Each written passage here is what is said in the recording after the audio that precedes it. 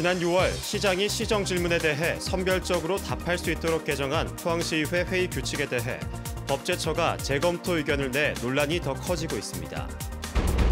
최근 자주 비가 내리면서 포항 지역에 식수를 공급하는 영천댐과 경주 안개댐에 내려졌던 조류경보가 해제됐습니다. 여러분 안녕하십니까? 어제 포항시의회 시정 질문이 도중에 무산된 초유의 사태, 지난 6월 일부 의원들이 기습적으로 처리한 회의 규칙이 원인이 됐습니다. 당시 다른 의원들뿐 아니라 시민단체도 크게 반발했는데 최근에는 법제처도 재검토 의견을 내서 논란이 더 커지고 있습니다. 장미쁨 기자가 보도합니다. 지난 6월 지방선거 직후 일부 의원들 주도로 개정된 포항시의회 회의 규칙입니다. 정책적인 시정 질문에 대한 답변은 시장이 하고 그 외 사항은 관계 공무원이 한다고 되어 있습니다. 사실상 포항시장이 의회의 시정 질문을 취사 선택해 답변할 수 있도록 한 건데 다른 자치단체에서는 전혀 찾아볼 수 없는 전무후무한 내용이어서 큰 논란이 됐습니다. 그러니까 시장이 답변하는 사람이 이게 정책이 사항 같으면 내가 하고 아니라고 판단하면 해당 국장한테 넘기겠다 이 이야기잖아요. 여당 의원들은 물론 포항 지역 18개 시민단체가 반대 성명을 냈지만 반영되지 않았고 결국 우려는 현실이 됐습니다. 임시회 시정질문 첫날 포항시장은 이 조항을 근거로 형산강 오염과 지진 문제 등에 대한 답변을 회피했고 급기야 의회 일정이 중단됐습니다. 정부의 시정질문에 대한 답변자의 결정은 시민 모두가 바라는 협치와 조정을 외면해버린 결과로 심히 유감으로. 더구나 최근 법제처 역시 이 조항에 대해 재검토 의견을 밝힌 것으로 확인돼 논란은 더 증폭될 전망입니다. 법제처는 회의 규칙은 의회의 운영 사항을 정하는 것이라며 회의 규칙에서 집행기관의 답변 사항을 규정하는 것은 재정 범위를 벗어난다는 의견을 냈습니다. 시민단체 역시 지금이라도 해당 규정을 즉각 폐기하고 규정 통과를 주도했던 의원들은 시민들에게 공개 사과해야 한다고 주장했습니다. 집행부를 견제하고 비판하는 그러한 또 이 시의회 고유의 권한을 드렸음에도 불구하고 집행부가 시의회와 원만하게 협의 없이 진행된 부분에 대해서는 매우 안타깝게 생각하고 상황이 이렇다 보니 뒤늦게 포항시의회도 무리하게 개정한 조문을 다시 고칠 수밖에 없다며 수정안을 준비하고 있습니다. 개정안이 있는데 그거를 그대로 조례안을 만들 것인지 또 저희들이 이거를 원상태로 돌아갈 것인지 의원 전체의 의견을 들어서 시민을 대신해 지방정부를 견제하는 시의회의 순기능을 고려한다면 시정질문에 대한 의회의 권한을 섣불리 제약해서는 안 된다는 지적이 힘을 얻고 있습니다. MBC 뉴스 장미쁨입니다. 포항 지역의 식수와 공업용수를 공급하는 영천댐과 경주 안개댐에 내려졌던 관심단계 조류경보가 어제 해제됐습니다. 대구지방환경청은 영천댐은 지난달 30일, 안개댐은 이달 8일 조류경보를 발령한 뒤 최근 2차례 남조류 세포수를 측정한 결과 밀리리터당 10,000개체 미만으로 감소해 관심단계 경보를 해제했다고 밝혔습니다. 대구환경청은 최근 잦은 비와 일조량 감소로 남조류가 준 것 같다면서도 다음 달 초까지 무더위가 이어질 경우 남조류가 다시 증가할 가능성도 있다고 전망하고 있습니다. 한우 가격 오름세가 몇 년째 이어지면서 사육 마리수도 가파르게 증가하고 있습니다. 공급 과잉으로 2, 3년 뒤 속가 파동 가능성이 제기되자 축산단체들이 선제적인 수급 조절에 나섰습니다. 홍석준 기자가 보도합니다. 속가 폭락에 항의하는 축산 농가들이 고속도로에 진입하려다 경찰에 막힙니다. 송아지 가격이 50%가량 떨어진 2012년 3차 속가 파동을 거치면서 17만 가구이던 국내 한우 농가는 9만 가구까지 떨어졌습니다. 50도 미만 자리는 일단 가면은 연내 다 무너져야 돼요. 왜냐하면 농사 지었는 거 소득과 전부 사료값이 다 밀어넣고 있어요. 저농력 감소 독대 사업에 적극 참여한다. 속가 파동 우려가 7년 만에 다시 고개를 들고 있습니다. 최근 한우 도매값이 1년 만에 10% 가까이 오르면서 입식도 꾸준히 늘어서 260여만 마리까지 내려갔던 한우 사육두 수가 연말쯤 다시 300만 마리를 넘어설 전망입니다. 300만 마리를 넘는 건 속갑 파동이 시작된 2011년 이후 8년 만입니다. 결국 한우 농가들이 직접 선제적인 수급 조절을 주장하고 나섰습니다. 우리나라 속담 중에 좋은 속담이 있습니다. 소 잃고 외양간 고치는, 소 잃기 전에 외양간을 고치는 게 아니고 소가 있을 때 외양간을 고쳐야 된다. 수급 조절은 결국 번식 농가들이 가진 암소를 줄이는 정책입니다. 그러나 대부분 규모가 영세한 번식 농가들은 당장 송아지 가격이 비싼 지금 수급 조절을 시작하는 데는 난색입니다. 암소 농가들은 이제 소규모로 하다 보니까 줄일 의사가 별로 없어요. 그러면 비육 농가들이 암소를 사서 비육시키자, 암송아지를 경제적 이익 때문에 수급 조절이 되는 시스템이죠. 10년마다 되풀이되는 속값 파동을 이번에는 막을 수 있을지, 축산 농가들의 움직임과 더불어 수입산 쇠고기를 의식해 아직은 관망 중인 정부의 대응에 관심이 쏠리고 있습니다. MBC 뉴스 홍석준입니다. 한울원전 4호기가 주급수 펌프 출구 밸브 고장으로 내일 오전부터 발전을 정지합니다.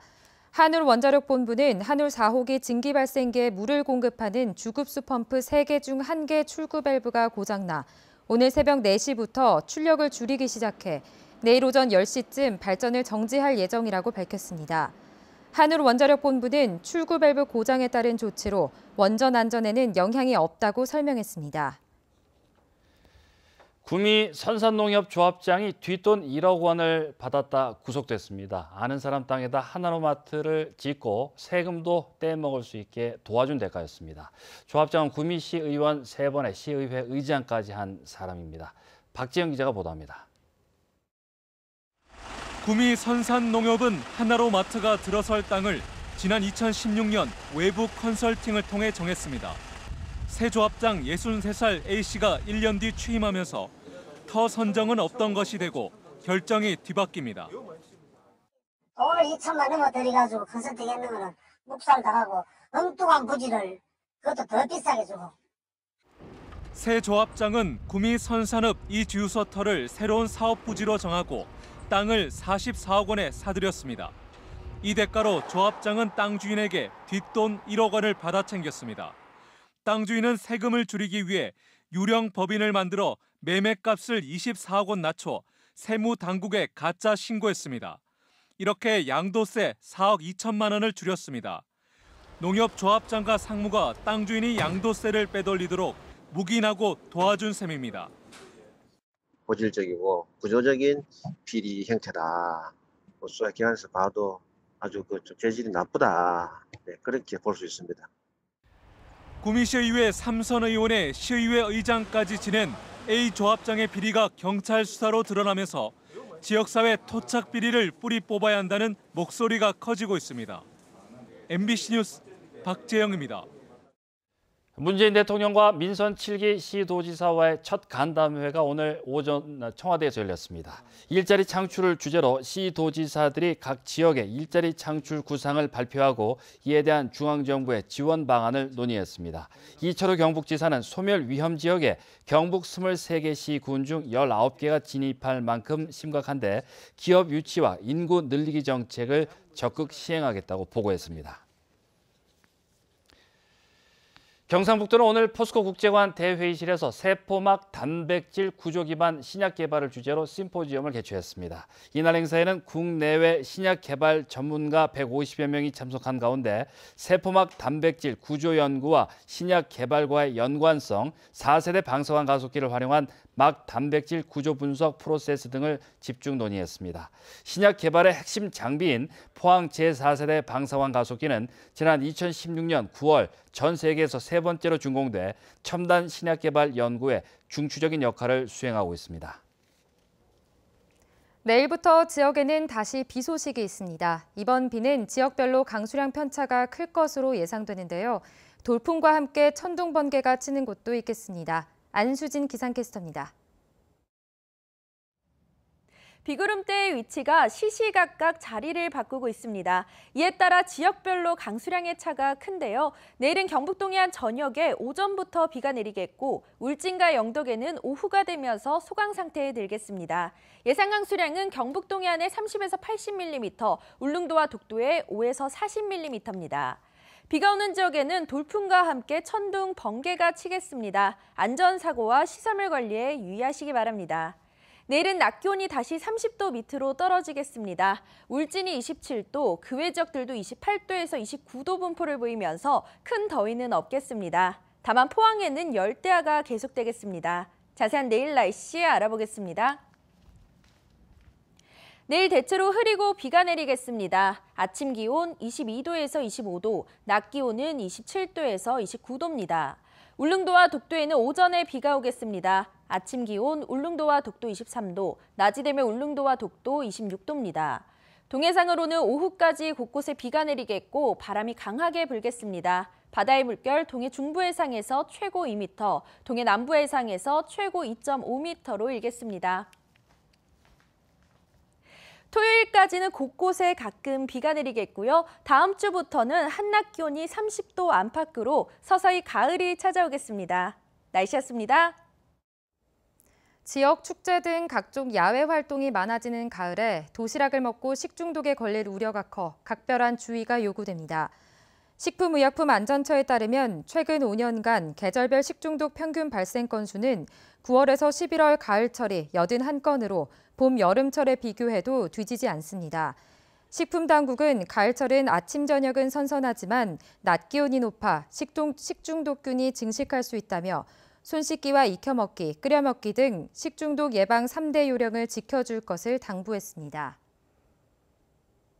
포항시가 행정안전부가 주관하는 간판 개선 사업 대상지로 선정돼 총 사업비 6억 원 중 국비 3억 원을 확보했습니다.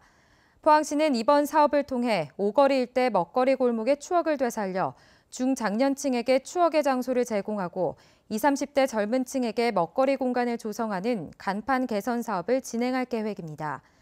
행정안전부는 지역의 역사, 문화적 특성을 살린 쾌적한 생활공간 조성을 위해 간판 개선 사업을 추진해오고 있습니다.